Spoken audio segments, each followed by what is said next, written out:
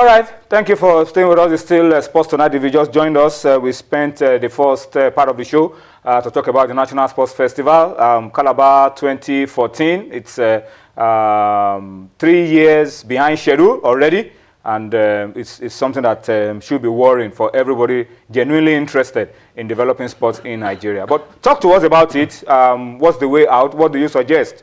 How do we catch up with the lost time so that it doesn't become a loss for the talents that should have been discovered about 3-4 years ago that are still waiting for that opportunity? So talk to us about it. We'll read your comments out as we go on Sports Tonight. But guys, let's come back very quickly. Let's talk about something a lot more positive. And this gladdens my heart because the Lagos City Marathon held on Saturday. And it was such a good event, such a success, earning rave reviews. Even on the international media. I mean, I saw a report on CNN saying that maybe this is the next destination for the marathon in the world. The glamour of Lagos, the positive side of the race were highlighted, which for me is very good. But it was a good event. We all followed it. We saw how competitive it was. Well, the Kenyans, again, somebody suggested that, look at it, I mean, beautiful sight. Beautiful sight. Well, somebody suggested that the Kenyans should start the game 30 minutes after the Nigerians have moved. Maybe the Nigerians have some people say they should start their own from Meduguri. That's when they can compete. If they are running from Meduguri to Lagos.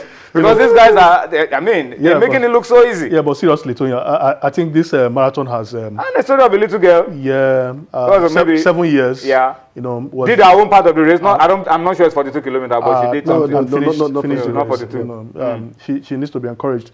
But Tony, I think positively, this marathon has put Lagos on the global map, and it's what marathon races does for cities all over the world. Project the city. Project the city, and I mean, the significance, the benefits are huge, very huge, for tourism, for economic benefits, and you cannot really, we can't talk, continue. It can't be emphasized, the potentials of this marathon, and we pray that next year it gets better, and our athletes perhaps could learn one or two things from participating in marathon races, getting encouraged, inspired by the Kenyans, and who knows, maybe there's also a little bit of scramble for it's to be expected. Maybe in this edition, the struggle for life we could get Nigeria. It also is real. Yeah. Nigeria could be there. But let's listen to the chairman of the Lagos State Sports Commission, the Tinubu, and of course Bukola Olopade, who is also very involved with the Lagos City Marathon, and of course a few of those who participated to recount for us what it was like for them. Yeah, improvement, but as always, we'll sit down, look at this again, go back and say, how can we improve on this? So hopefully 2018, improvement again.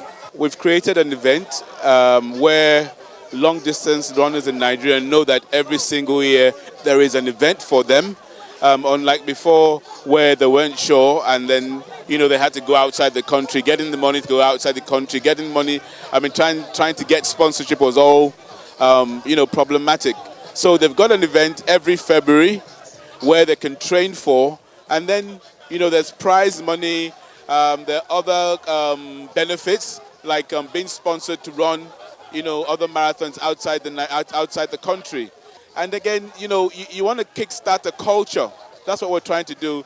Running culture, healthy lifestyle culture, a sports culture, a tourism aspect, the tourism aspect of it, so you put all those things in the mix, and you understand why Lagos is doing this. It's a far cry from what we saw last year. The departure in terms of the positives are massive. But like you rightly said, we noticed a few lapses. For example, next year, I would have a lot of loudspeakers at the cool-off area for athletes so that we can announce their names for them to come for their awards seamlessly.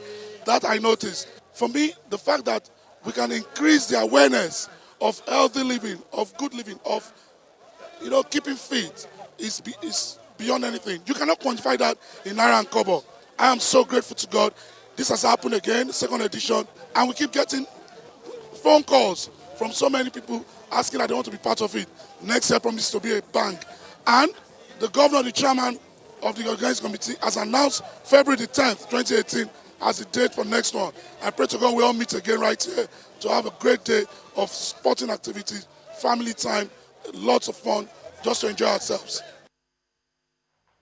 All right, so that's Bukola Olopade. Of course, before him, you had Deji Tinubu all speaking about the Lagos City Marathon, the second edition, and we're looking forward to February 10, 2018. They're already planning for the third edition, and we pray it's a lot better and a lot bigger than what we witnessed over the weekend. We're also looking forward to the Okoko Road Race later in the year, and of course, for those who are asking questions and want to find out exactly what has happened, the results are showing on your screen. For the men, you can see the Kenyans 1, 2, 3, 4, 5. The Ethiopians, the Kenyans took over. Wow! But then it's something that I think we all know that it will take a while before this culture will catch, and then we'll be able to produce a Nigerian winner at some stage. But you can see right there on your screen the results for the men. Yeah, the guy that won it last year won it again. Yep. And for the women, the Kenyans continue their dominance. And so when people say the Kenyans should be running a different race, you understand what they mean. As when you said, maybe they start their own 45 minutes after the Nigerians have started. They will still catch up. They can still catch up. All right, but it was fun, and we'll look forward to a bigger one next year.